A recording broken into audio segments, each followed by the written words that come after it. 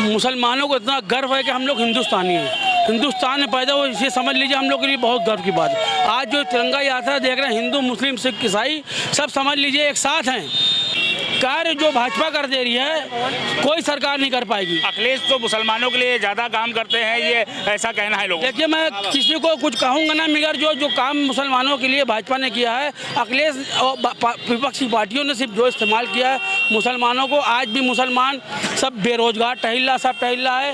ये तो भाजपा सरकार आने से जितने बेरोजगार टहल लेते हैं, योगी जी सबको टाइट करके सबको काम धंधे पर उन्होंने लगा दिया है। आज जो भाजपा की सरकार में जो है सब मुसलमान, मतलब पूरी इंडिया के लोग समझ लीजिए सुरक्षित है, एक एक लोग सुरक्षित है।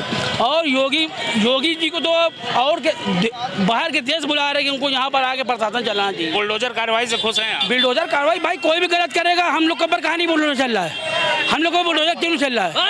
जो गलत करेगा उसके ऊपर बुलडोजर चलेगा, चाहे हिंदू चाहे मुसलमान हो, चाहे सिख हो चाहे ईसाई हो। लेकिन लोग कहते हैं कि योगी मुस्लिम विरोधी है, ऐसा मैं नहीं कह रहा हूँ, लोग कहते हैं मुस्लिम विरोधी हैं। ना कैसे विरोधी हैं? आपके सामने खड़े हुए सब हमारे भाई तो खड़े हुए हैं, कोई विरोध कर रहा है? जो सम्मान मुझे हिंदुस्तान में मिल रहा है, मुसलमान कंट्री में हमको नहीं मिलेगा, इतना सम्मान मुसलमान को हिंदुस्तान में मिल रहा है। अन्य पार्टियां हैं जो कोई नहीं है टक्कर में, क्यों पड़े चक्कर में? योगी मोदी जिंदाबाद है, जिंदाबाद रहेगा। बुलडोजर बाबा जिंदाबाद जिंदाबाद। बुलडोजर कार्रवाई बुलडोजर कार्रवाई फिर मैंने आपको बताया हर आदमी के साथ हो रहा है, वो एक नहीं कि जो गलत करेगा। अपराध खत्म हुआ भाई। सब देखिए मुसलमान के लोग जो है सब बेरोजगार, जो पिछली सरकार में टहल रहे थे सब इधर उधर कोने में बैठे हुए थे, आज योगी सरकार में सबको टाइट हुआ, आज सब जो है धंधे पे लग गए। आज जो ई रिक्शा चल रहा है सब बेरोजगार मुसलमान चला रहे हैं, इसको सब मुसलमान बेरोजगार, इसको क्या कहते हैं? इसको ये आप कह रहे हैं कि मुसलमान विरोधी कहते हैं, इसको कहते हैं रोजगार बांटना। समझ रहे हैं ना आप? क्या नाम है? हमारा नाम राशिद राइन है। क्या कहना चाहेंगे योगी से आप?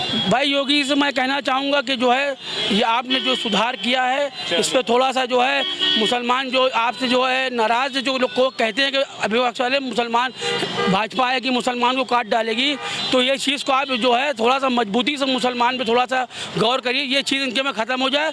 बाकी जो पार्टी जो है मज़ा ले रही है मुसलमानों का सभी पार्टी मज़ा ले रही है सिवा भाजपा को छोड़ के। मैं मुसलमानों से कहता हूँ आँख खोल लो, चश्मा उतार दो और जो आ जाओ भाजपा में।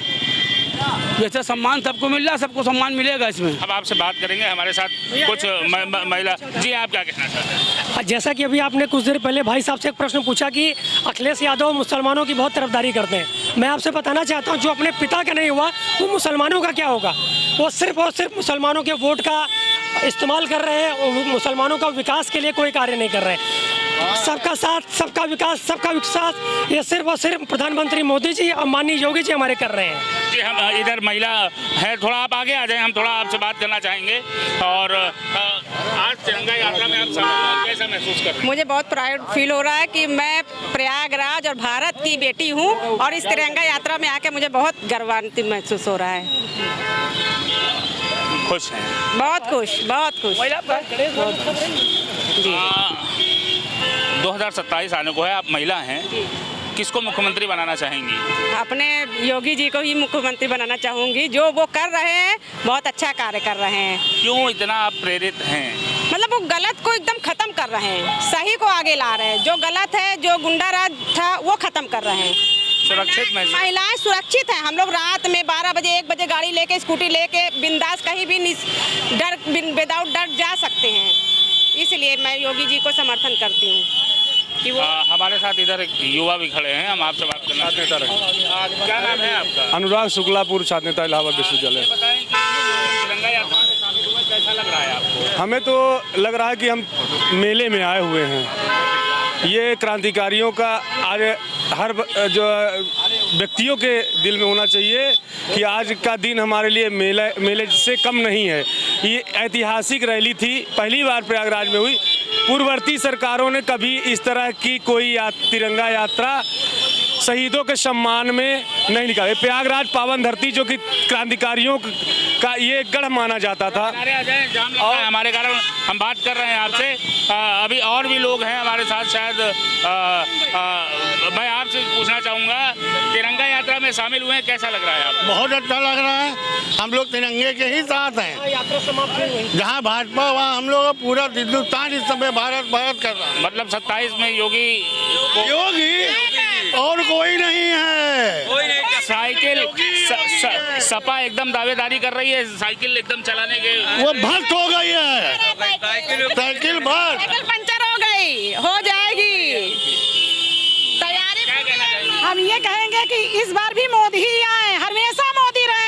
मोदी तो सेंट्रल में रहेंगे, योगी ऑप्शन है आपके पास? जी बिल्कुल बिल्कुल बिल्कुल, उनके बाद वही है, उनके बाद तो वही है ही है जो इस देश का। मैं ये जानना चाहता हूँ योगी से और मोदी से क्यों, योगी से हमें आप बताएं कितना प्रभावित क्यों? प्रभावी ये है कि बस महिलाओं को जो आज मिला हुआ उनके द्वारा हम देख रहे हैं, किसी समय ऐसा नहीं था।